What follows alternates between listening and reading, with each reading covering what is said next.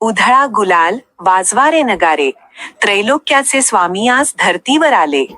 अनसूयेचा तूच दत्त, सुमतीचा तूच श्रीपाद, अंबा भवानीचा तूच नरहरी, आम्हा कैवाऱ्याचा तूच स्वामी. अशक्य ही सारे करीतो शक्य एका क्षणात. भिऊ नकोस मी पाठीशी आहे, असे सदा सांगे आम्हास स्वामी समर्थ.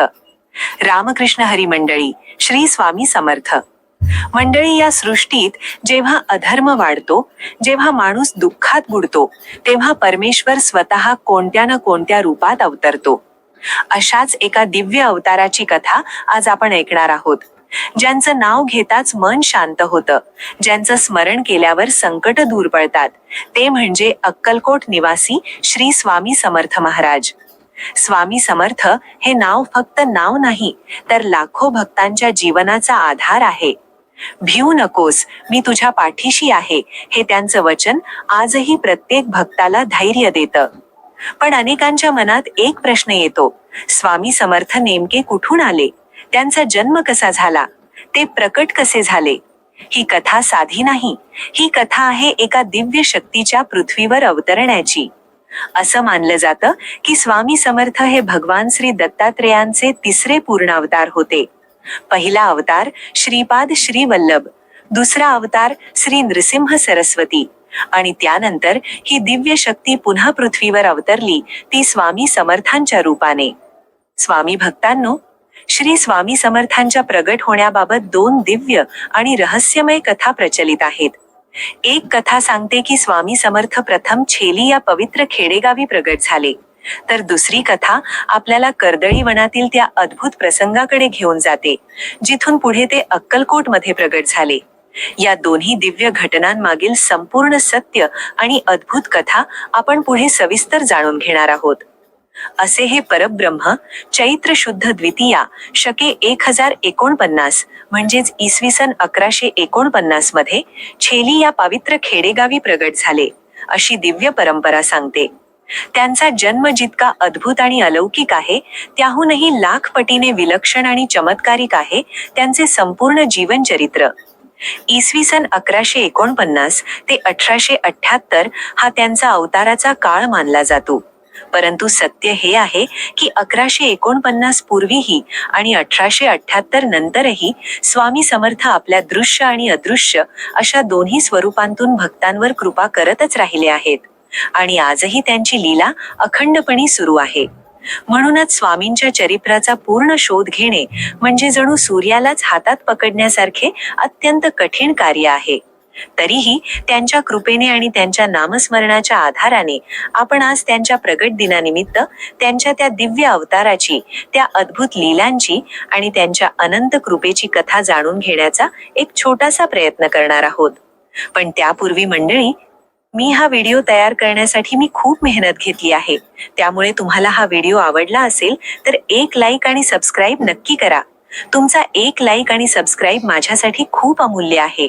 स्वामी समर्थ महाराज नेमके कधी आले, कोठून आले आणि ते कोण होते, याबद्दल आजही कोणालाच निश्चित माहिती नाही. त्यांचा उगम हा नेहमीच एक गूढ आणि रहस्यच राहिला आहे. परंतु त्यांच्या एका अत्यंत महान आणि परम भक्तामुळे आपल्याला त्यांच्या प्रगट होण्याची एक अद्भुत कथा समजते. हे भक्त म्हणजे स्वामीसूत. स्वामी त्यांना आपल्या मुलासारखं मानायचे. स्वामी आणि स्वामीसूत यांचं नातं हे केवळ भक्त आणि गुरु यांचंच नव्हतं, तर ते एक दिव्य, अतूट आणि आध्यात्मिक नातं होतं. स्वामीसुतांच्या अनुभवानुसार स्वामी समर्थांच्या प्रगट होण्याची कथा अत्यंत अद्भुत आणि अलौकिक आहे. शेकडो वर्षांपूर्वी पंजाब प्रांतात हस्तिनापूर पासून सुमारे 12 कोस म्हणजे जवळपास 24 किलोमीटर अंतरावर छेलीघेडा नावाचं एक छोटंसं गाव होतं. त्या गावात विजयसिंग नावाचा एक लहान मुलगा आपल्या मोठ्या भावासोबत आणि भावजाईसोबत राहत होता. हा मुलगा स्वभावाने अत्यंत वेगळा होता. तो इतर मुलांसारखा खेळायचा नाही, कोणाशी जास्त मिसळायचा नाही. तो बहुतेक वेळ एकटाच राहायचा. गावापासून थोड्या अंतरावर एक जुना पडक्यासारखा दिसणारा भाग होता. त्या ठिकाणी एक भव्य आणि विशाल असा वटवृक्ष उभा होता. त्या वटवृक्षाच्या आत एक छोटीशी दिवळी होती आणि त्या दिवळीत एक लहानशी गणपतीची मूर्ती होती. विजयसिंग रोज आपल्या खिशात गोट्या भरून त्या ठिकाणी जायचा. तो त्या गणपतीच्या मूर्तीसमोर बसून गोट्यांचा खेळ खेळायचा. पण हा खेळ सामान्य नव्हता. तो गणपतीला आपला मित्र मानायचा. तो स्वतःच दोन्ही बाजूंनी खेळायचा, पण प्रत्येक वेळी गणपतीचा डावही स्वतःवर घेऊन स्वतः खेळायचा. त्याच्यासाठी ती मूर्ती नव्हती, तर तो त्याचा जिवलग मित्र होता. असं करत करत दिवस जात होते आणि मग एक दिवस त्या परमात्म्याला आपला दिव्य आविष्कार प्रगट करण्याची वेळ आली. त्या दिवशी होता चैत्र शुद्ध द्वितीया. विजयसिंग नेहमीप्रमाणे त्या दिवशीही गोट्या घेऊन त्या वटवृक्षाजवळ गेला. तो गणपती समोर बसला, पण त्या दिवशी त्याच्या मनात एक वेगळीच भावना निर्माण झाली. तो म्हणाला, "बाप्पा, रोज मीच तुझा डाव खेळतो, पण आज नाही, आज तूच खेळायचं." इतकंच त्याच्या तोंडून बाहेर पडलास, अचानक वातावरण बदलू लागलं. धरती कंप पाहू लागली. आकाशात काळे ढग जमू लागले. वारे प्रचंड वेगाने वाहू लागले. संपूर्ण परिसरात एक वेगळंच गूढ आणि अद्भुत वातावरण निर्माण झालं. कोणालाच समजत नव्हतं की नेमकं काय घडत आहे. परंतु ती एक सामान्य घटना नव्हती. ती त्या दिव्य शक्तीच्या आगमनाची सूचना होती. ज्या ठिकाणी गणपतीची मूर्ती होती, त्याच ठिकाणी अचानक धरती दुभंगली आणि त्या दुभंगलेल्या भूमीतून एक तेजस्वी, दिव्य 8 वर्षाचा बालक प्रगट झाला. त्या बालकाच्या अंगावर विलक्षण तेज होतं. त्याच्या डोळ्यात दिव्य प्रकाश झळकत होता. तो कोणी साधा बालक नव्हता. तेच होते प्रत्यक्ष परब्रह्म श्री स्वामी समर्थ. विजयसिंग हे सर्व पाहून स्तब्ध झाला. तो खेळ खेळू लागला, पण त्या दिवशी तो स्वामींकडून हरला. तेव्हा त्या बालरूपातील स्वामींनी त्याला गोट्या उधार दिल्या आणि त्याला वचन दिलं की आपण पुन्हा भेटू. इतकं बोलून ते अचानक अदृश्य झाले. त्या क्षणानंतर तो विजयसिंग जणू काही बदलून गेला. ही घटना त्या गावासाठी आणि संपूर्ण जगासाठी एक दिव्य सुरुवात होती. यावरून असं मानलं जातं की स्वामी समर्थांचा अवतार हा पंजाब प्रांतातील छेलीघेडा या गावात त्या वटवृक्षाजवळ गणपतीच्या मूर्तीच्या सान्निध्यात झाला. पण एक प्रश्न इथे निर्माण होतो, ही कथा आपल्याला कशी समजली? याचं उत्तरही तितकंच अद्भुत आहे. कोकणातील हरिभाऊ, जे पुढे स्वामीसूत म्हणून प्रसिद्ध झाले, ते एकदा आपल्या सांसारिक इच्छापूर्तीसाठी अक्कलकोटला आले होते. ते काही दिवस तिथे राहिले. एक दिवस स्वामी समर्थांनी त्यांना जवळ बोलावलं. त्यांना आपल्या मांडीवर बसवलं आणि प्रेमाने सांगितलं, "आजपासून तू माझा सूत झालास. सर्व घरदार सोडून दे आणि दर्याकिनारी माझी ध्वजा उभी कर." हे ऐकून हरिभाऊंच्या डोळ्यात अश्रू आले. कारण ते तर आपल्या सांसारिक इच्छा पूर्ण करण्यासाठी आले होते आणि इथे स्वामी त्यांना सर्व काही सोडण्याचा आदेश देत होते. त्यांचं मन भरून आलं आणि ते रडू लागले.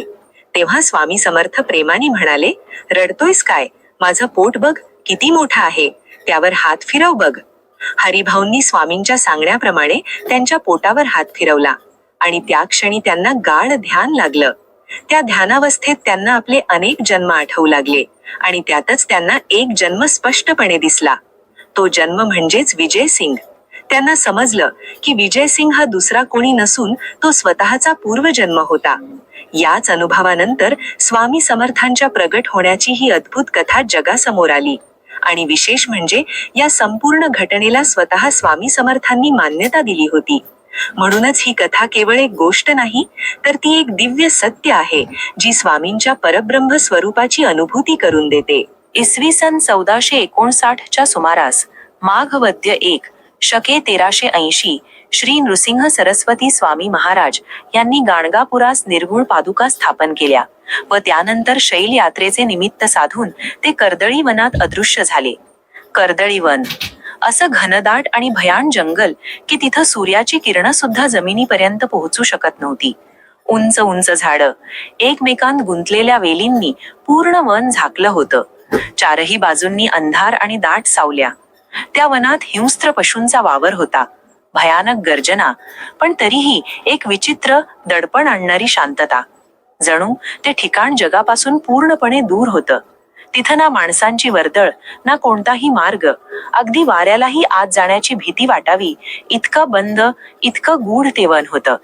अशाच या गूढ आणि निर्जन कर्दळी वनात श्री नृसिंह सरस्वती महाराज घोर तपश्चर्येसाठी स्थिर झाले.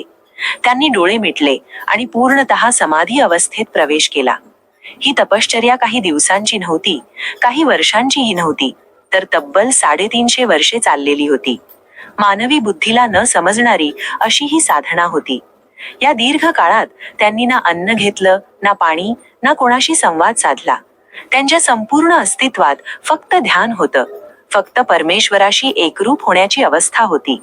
काळ पुढे सरकत गेला, ऋतू बदलत गेले, पाऊस, ऊन, वादळ येत राहिली, पण त्यांच्या समाधीमध्ये कोणताही बदल झाला नाही.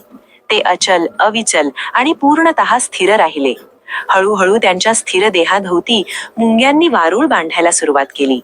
सुरुवातीला छोटंसं असलेलं ते वारूळ काळाच्या ओघात वाढत गेलं आणि एक विशाल रूप धारण केलं. संपूर्ण देह त्या वारुळात लपून गेला, पण त्या आत एक अद्भुत दिव्य शक्ती शांतपणे स्थिर होती.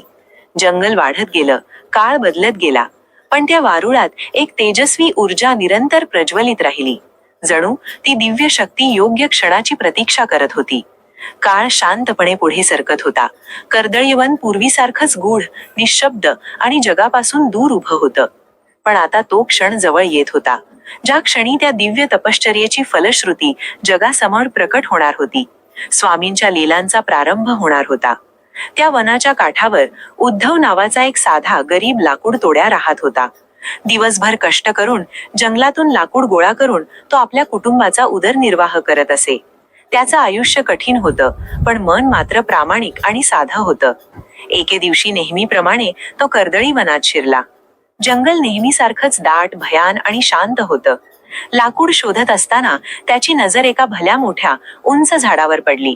घट्ट, मजबूत आणि भरपूर लाकूड देणारं ते झाड पाहून त्याच्या मनात विचार आला, आज हे झाड तोडलं तर काही दिवसांची चिंता मिटेल. तो सावधपणे त्या झाडाजवळ गेला, हातातली कुऱ्हाड घट्ट पकडली आणि जोरात पहिला वार केला. पण त्या झाडाच्या पायथ्याशी एक विशाल वारूळ होतं आणि कुऱ्हाडीचा तो वार चुकून त्या वारुळावर जाऊन आदळला. क्षणातच ते वारूळ तडकून फुटलं. त्याच क्षणी त्या वारुळातून एक प्रखर, दाहक आणि तेजस्वी प्रकाश बाहेर उसळला. संपूर्ण जंगल त्या दिव्य तेजाने उजळून निघालं. त्या प्रकाशासोबत रक्ताचे थेंब बाहेर उडाले. हे दृश्य पाहताच उद्धव घाबरून मागे सरकला. त्याच्या हातातून कुऱ्हाड खाली पडली. त्याचं हृदय जोरात धडधडू लागलं. हे काय झालं? मी काय केलं? तो स्वतःशीच घाबरलेल्या आवाजात पुटपुटू लागला. हळूहळू त्या तेजस्वी प्रकाशातून एक दिव्य आकृती आकार घेऊ लागली. प्रकाश मंद होत गेला आणि त्या प्रकाशातून प्रकट झाले श्री स्वामी समर्थ. त्यांच्या डोळ्यात अपार तेज होतं, चेहऱ्यावर गहन शांतता आणि प्रसन्नता होती. संपूर्ण देहाभोवती दिव्य आभा झळकत होती, पण त्यांच्या मांडीवर जखम झाली होती. त्या जखमेतून रक्त वाहत होतं. हे पाहताच उद्धव पूर्णपणे व्याकुळ झाला. तो धावत जाऊन त्यांच्या चरणांवर कोसळला. महाराज, मला माफ करा. माझ्या हातून मोठा अपराध झाला. मला काहीच माहित नव्हतं. मी अज्ञान आहे. तो रडत रडत क्षमा मागू लागला. स्वामी समर्थ मात्र पूर्ण शांत होते. त्यांच्या चेहऱ्यावर रागाचा किंचितही भाव नव्हता, फक्त करुणा, माया आणि कृपा. स्वामींनी प्रेमळ नजरेने उद्धवाकडे पाहिलं आणि शांत स्थिर आवाजात म्हणाले, भिवू नकोस. तुझ्या हातून काहीही अपराध झालेला नाही. हे सर्व माझ्या इच्छेनेच घडलं आहे. उद्धव थरथरत त्यांच्याकडे पाहत राहिला. स्वामींनी त्याच्या डोक्यावर हात ठेवला. तुला अभय आहे आणि माझा आशीर्वादही. त्या क्षणी उद्धवाच्या मनातील सर्व भीती नाहीशी झाली. त्याच्या डोळ्यातून अश्रू वाहायला लागले, पण ते दुःखाचे नव्हते, ते होते कृतज्ञतेचे. स्वामी समर्थांनी क्षणभर त्या कर्दळी वनाकडे पाहिलं, जिथे त्यांनी शतकानुशतके तपश्चर्या केली होती, आणि मग ते शांतपणे पुढे चालू लागले, गंगा तीरी प्रयाण करण्यासाठी. त्या दिवसापासून त्या गूढ तपश्चर्येचा अंत झाला आणि स्वामी समर्थांची दिव्य लीला जगभर प्रकट होऊ लागली. गंगा तीरी भ्रमण करता करता ते कलकत्त्यास गेले व तेथे त्यांनी महाकाली मातेचे दर्शन घेतले. नंतर काशी, प्रयाग असे भ्रमण करीत ते उत्तरेकडून दक्षिणेस आले. सन 1856च्या सुमारास चैत्र शुद्ध द्वितीया या पवित्र दिवशी स्वामी समर्थ अक्कलकोट नगरीत आले. अक्कलकोट हीच त्यांची कर्मभूमी बनली.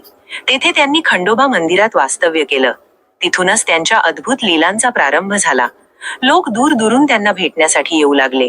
कोणी दुःख घेऊन येत होतं, कोणी समस्या घेऊन येत होतं, तर कोणी फक्त दर्शनासाठी येत होतं. आणि प्रत्येकाला स्वामी समर्थांनी काही ना काही दिलं. कधी आशीर्वाद, कधी मार्गदर्शन, कधी समाधान, तर कधी फक्त एक वाक्य, भिवू नकोस, मी तुझ्या पाठीशी आहे. या एका वाक्याने लाखो लोकांच्या जीवनात धैर्य निर्माण झालं. तेथे येणाऱ्या जाणाऱ्या लोकांकडे ते शांतपणे पाहत बसत. कधी अचानक एखाद्याला हाक मारत, तर कधी एखाद्याशी अगदी थोडक्यात बोलत. त्यांच्या प्रत्येक कृतीत काहीतरी गूढ आणि दिव्यता होती. अक्कलकोटमध्ये सुरुवातीला अनेकांना त्यांच्या महत्वाची जाणीव नव्हती. काही लोक त्यांना साधा फकीर समजत, तर काही त्यांना वेडे समजत. पण हळूहळू त्यांच्या लीलांचा अनुभव लोकांना येऊ लागला. असं सांगितलं जातं की अक्कलकोटमध्ये आल्यावर स्वामी समर्थ काही दिवसांनी चोळाप्पा नावाच्या भक्ताच्या घरी गेले. चोळाप्पा हा अत्यंत साधा, गरीब पण मनाने भक्तिमय माणूस होता. स्वामी समर्थ अचानक त्याच्या घरी गेले आणि तेथेच बसले. चोळाप्पा आडेकेच्या कुटुंबाला सुरुवातीला काहीच समजलं नाही. घरात काही विशेष नव्हतं, साधं अन्न, साधं जीवन. पण तरीही त्यांनी स्वामींना मनापासून सेवा दिली. स्वामी समर्थ तिथे कधी दिवसेंदिवस राहायचे, तर कधी अचानक उठून कुठेतरी निघून जायचे. चोळाप्पाच्या घरी बसूनच अनेक चमत्कार घडू लागले. एकदा एका माणसाला गंभीर आजार झाला होता. तो स्वामींच्या दर्शनासाठी आला. स्वामींनी त्याच्याकडे एक नजर टाकली आणि थोडंसं काहीतरी पुटपुटले. काही वेळातच त्या माणसाची तब्येत सुधारू लागली. अशा अनेक घटना घडू लागल्या. कोणाचं हरवलेलं धन परत मिळालं, कोणाचं संकट दूर झालं, कोणाला योग्य मार्ग मिळाला. हळूहळू अक्कलकोटमध्ये ही बातमी पसरली की एक दिव्य पुरुष आले आहेत. लोक दूर दूरून येऊ लागले. राजे, सरदार, सामान्य जनता, स्त्री पुरुष, श्रीमंत गरीब सर्वजण त्यांच्या दर्शनासाठी गर्दी करू लागले. स्वामी समर्थ कधी मंदिरात, कधी चोळाप्पाच्या घरी, तर कधी रस्त्यावर कुठेही बसलेले दिसत. त्यांना कोणत्याही ठिकाणाचा मोह नव्हता. ते जिथे बसले तिथेच ती जागा पवित्र होत असे. कधी ते अचानक रागवत, एखाद्याला ओरडत, पण त्या रागामागेही त्या व्यक्तीच्या कल्याणाचाच हेतू असायचा. कधी ते एखाद्या भक्ताला नावाने हाक मारत, जरी तो पहिल्यांदाच आलेला असला तरी. यावरून लोकांना जाणवायचं की स्वामींना सर्व काही माहिती आहे. अनेक वेळा त्यांनी भविष्य सांगितलं आणि ते अगदी खरं ठरलं. अक्कलकोटमध्ये त्यांच्या या लीलांनी लोकांच्या मनात प्रचंड श्रद्धा निर्माण झाली. चोळाप्पा हा त्यांचा अत्यंत जवळचा भक्त बनला. त्याच्या घरीच अनेकदा स्वामी समर्थ राहायचे. त्याच्या घराला एक प्रकारे स्वामींचं निवासस्थान मानलं जाऊ लागलं. स्वामी समर्थांनी कधीही मोठेपणा दाखवला नाही. ते साधेपणाने वागत, पण त्यांच्या प्रत्येक कृतीतून परमेश्वराची शक्ती प्रकट होत होती. अशा प्रकारे अक्कलकोटमध्ये त्यांच्या लीलांचा प्रारंभ झाला आणि हळूहळू संपूर्ण महाराष्ट्रात आणि भारतभर त्यांची कीर्ती पसरली. आजही अक्कलकोटमध्ये गेल्यावर त्या प्रत्येक ठिकाणी स्वामींची उपस्थिती जाणवते. खंडोबा मंदिर, चोळाप्पाचं घर आणि अक्कलकोटची प्रत्येक गल्ली आजही त्यांच्या स्मृतींनी पवित्र आहे. म्हणूनच चैत्र शुद्ध द्वितीया हा दिवस फक्त एक सण नाही, तर त्या दिव्य क्षणाची आठवण आहे, ज्या दिवशी स्वामी समर्थांनी अक्कलकोटमध्ये प्रकट होऊन लाखो भक्तांच्या जीवनाला दिशा दिली. म्हणूनच चैत्र शुद्ध द्वितीया हा दिवस फक्त एक सण नाही, तर त्या दिव्य क्षणाची आठवण आहे, ज्या दिवशी स्वामी समर्थांनी अक्कलकोटमध्ये प्रकट होऊन लाखो भक्तांच्या जीवनाला दिशा दिली. इसवी सन 1878 मध्ये श्री स्वामी समर्थ महाराजांनी आपल्या अवतार कार्याचा एक टप्पा पूर्ण झाल्याचा भास भक्तांना दिला. त्यांनी आपल्या आजूबाजूला असलेल्या अनेक शिष्यांना कार्यरत केलं, त्यांना आध्यात्मिक शक्ती दिली आणि जणू काही आपला हा अवतार समाप्त करीत आहेत अशी अनुभूती सर्वांना दिली. परंतु प्रत्यक्षात स्वामी समर्थ कधीच दूर गेले नाहीत. आजही ते आपल्या प्रत्येक भक्ताच्या पाठीशी उभे आहेत. त्यांना मार्गदर्शन करत आहेत, संकटात आधार देत आहेत आणि त्यांच्या जीवनाला योग्य दिशा देत आहेत. अशी कोट्यावधी भक्तांची अढळ श्रद्धा आहे. आणि ही श्रद्धा केवळ भावना नाही, तर अनेक अनुभवांनी सिद्ध झालेलं सत्य आहे.